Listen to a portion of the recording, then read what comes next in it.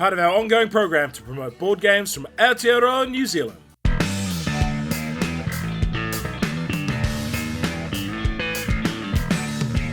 Kia ora koutou and welcome to Star Trek Away Missions in about 3 minutes. Review copy used, some expansion shown. It has no solo mode. It's a game for 2 players, playing time is medium, and it's a moderately complex game. We are the Borg. Lower your shields and surrender your ships.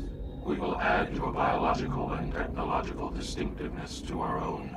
Your culture will adapt to service us.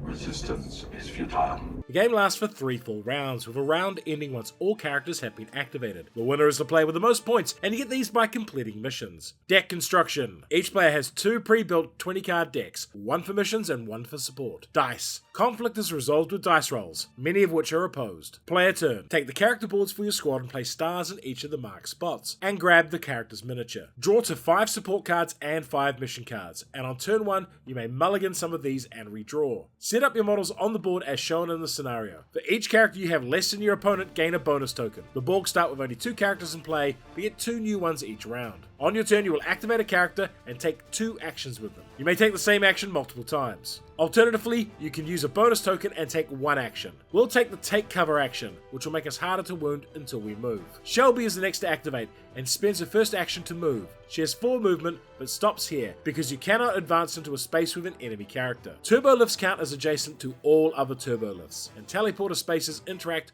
with support cards. Shelby's second action is to attack with her phaser. She has 2 attack skill, so gets 2 dice. Another one for the Type 2 phaser in her weapons list, and a 4th because she is a Borg expert. The Borg drone has 2 defense, so gets 2 dice, plus 1 for taking cover. Players may play support cards to boost and manipulate dice rolls. We roll these results and then match the dice up, highest to lowest values, with the symbol being a 6. If the attacker rolls higher on a pair, that counts as a hit, and the defender wins ties. So counting along this line, we have hit, miss, miss. But what of unopposed rolls? Well, let's imagine the Borg did not take cover. Any unopposed roll of 4 or higher counts as a hit. 3 or under is a miss. Each hit removes 1 of those stars from a character, and if you can't remove a star, they are eliminated. Now it is the Borg turn, and they play a piece of equipment onto this Borg as a free action. They then take the action shown on this card, first to place it on the table, and then to attempt the skill test. The Borg is at an operations terminal as required by the card. They then get 2 dice for their skill. If they have a matching skill specialization, they get another one. Any rolls of 4 or higher count as successes. You may also get an additional die if you share a space with an ally. The final actions are to draw an operations card, discard and then draw a mission card, or do nothing. And remember to place an activated token to show your character has acted. Why would you like this game? Being a Star Trek fan will certainly be the #1 reason to pick up this game, because while the core set comes with Federation and Borg characters, it's being sold in multiple expansion packs, including the Klingon and Romulan ones shown here. As a skirmish game, it's legitimately pretty good, and I do like how it focuses on missions